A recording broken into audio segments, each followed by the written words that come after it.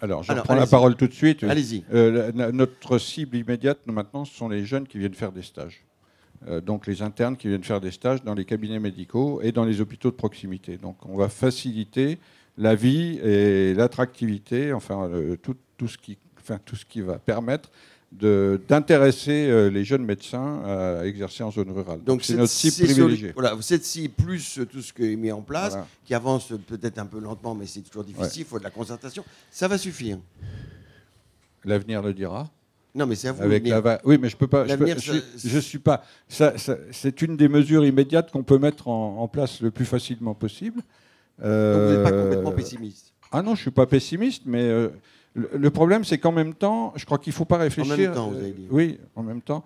Bon, il faut pas réfléchir sur les modèles anciens, parce que ce modèle-là, il n'existera plus. Et ça va tellement évoluer vite maintenant avec la technologie qu'il faut en même temps que les jeunes s'adaptent à la nouvelle médecine. Et que les patients s'y adaptent aussi, ça aussi, parce que ça fait partie des réticences des patients vis-à-vis de la télémédecine et des objets connectés qui sont vers la médecine. D'accord. Et les petites villes de France, est-ce que le discours est un peu plus optimiste quand même ou pas, ou est-ce que c'est la névrose? Je vais essayer de répondre à la question très nuancée sur la coercition. Donc ça suffit pas. Non, mais je pense sérieusement que ce sont encore une fois des mesures qui sont des outils, d'ailleurs qui sont déjà utilisés parfois dans les collectivités. Vous savez, les collectivités et les maires, notamment des petites villes, ne sont pas à la traîne sur un certain nombre de sujets. Pourquoi? Parce qu'elles sont aujourd'hui confrontées, de toute façon, à une demande très forte. Ça a été rappelé dans votre enquête d'opinion tout à l'heure, des citoyens qui viennent les voir et qui leur disent ce n'est pas possible, monsieur le maire, l'accès à des spécialistes, ça met trop de temps pour obtenir un rendez-vous, on voudrait des médecins, etc. Qu'est-ce qu'une collectivité territoriale peut faire? Qu'est-ce qu'un maire peut faire? Moi, ce que j'ai envie de dire, elles font déjà beaucoup. Une maison de santé sans médecin. Ce qui est intéressant dans les outils qui sont proposés aujourd'hui, c'est qu'il y a quand même à la fois une question qui concerne la carte d'accès aux soins, il y a une question de décloisonnement qui va plutôt dans le bon sens, il y a l'incitation à vouloir faire travailler ensemble des personnes qui parfois se retrouvent dans les mêmes territoires et qui sont donc soumis aux mêmes difficultés, aux mêmes enjeux, mais qui parfois raisonnent par silo. Donc tout ça va plutôt dans le bon sens. Mais je pense que ce n'est pas forcément suffisant par rapport non seulement à l'urgence du phénomène, mais il y a une question de pas de temps qu'on semble ne pas voir. Tout à l'heure, Claude Léonard le disait avec beaucoup de pertinence en commençant son propos. Beaucoup de ces mesures, on pourrait en mesurer les effets que dans 10 ans. Un peu moins ou un peu plus, mais en tout cas pas avant 10 ans.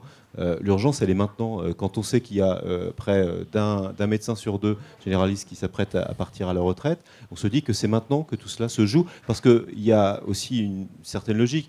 L'herbe ne repoussera pas. Si vous avez des territoires aujourd'hui qui voient disparaître un certain nombre de médecins généralistes ou de spécialistes, ça sera encore plus difficile demain, parce que souvent, pour accrocher les médecins, il faut déjà des médecins. Vous êtes favorable on parle de stage, mais il faut bien quelque part. Vous êtes favorable à un non-conventionnement des médecins en zone surdotée.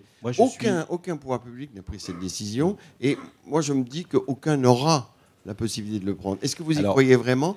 L'Association des petites villes de France est une association transpartisane. Vous avez des élus et des maires vraiment de toute sensibilité.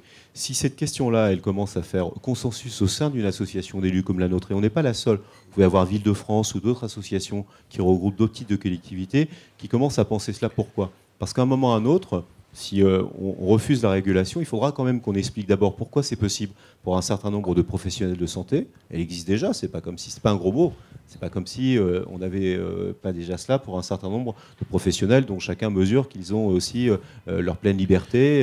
Il ne s'agit pas de la soviétisation de la médecine, il s'agit simplement, à un moment ou à un autre, au nom d'enjeux publics, de mettre en œuvre des dispositifs, sans doute pour un pas de temps raisonnable aussi. Il ne s'agit pas de rentrer dans ce genre de mécanisme à vie, il s'agit de regarder ce qu'on peut faire là, dans l'immédiat, pour gérer l'urgence dans les 10 ans qui viennent. 9 Français sur 10 sont pour une sorte de régulation. Il faudra bien un moment ou un autre. Moi, je vous le dis, jusqu'alors, les citoyens, ils s'adressent à nous comme maires et à nous comme élus. Ils viennent directement nous solliciter. Ils disent c'est à vous de faire. Aujourd'hui, les maires, la démonstration a été faite quand on voit ce qui se passe dans la Meuse, et on pourrait prendre des exemples dans l'Eure, en Seine-Maritime et dans beaucoup de départements. On ne peut pas dire qu'on reste les bras ballants ou les bras croisés. Il y a beaucoup d'argent public qui sont faits, il y a beaucoup de moyens qui sont déployés. Mais à un moment ou à un autre, cette responsabilité, en tout cas les citoyens, ils se tourneront plus non vis-à-vis des élus, mais ils se retourneront vis-à-vis des médecins. Qu'est-ce que ça veut dire, ça, qu'est-ce qui se passe vis-à-vis des médecins? Qu'est-ce que peuvent faire les patients vis-à-vis des médecins pour avoir un médecin? À un moment ou un autre... Vous mettez l'opinion publique en exergue. C'est pas moi qui mets l'opinion publique, c'est l'opinion publique elle-même. Votre enquête est assez éclairante là-dessus, qui se dit il y a quand même un enjeu de société aujourd'hui, il y a quand même un vrai sujet. C'est pas comme s'il n'y avait rien eu depuis 15 ans. Il faut avoir la grande honnêteté de dire que chacun y a mis sa contribution. Bachelot, Bertrand, Touraine, chacun a essayé de répondre avec ses moyens, mais on voit bien que le phénomène n'est pas ralenti par ailleurs, même si on peut bien évidemment considérer que le phénomène de vieillissement de la population, de prévalence d'un certain nombre de pathologies, etc., explique aussi pourquoi cette tension, ou cette attention, ces attentes sont encore plus fortes aujourd'hui. Mais malgré tout, à un moment ou à un autre, il faudra qu'on nous dise pourquoi on ne peut pas mettre en place la régulation dans ce pays alors que ça se fait dans d'autres pays, c'est tout.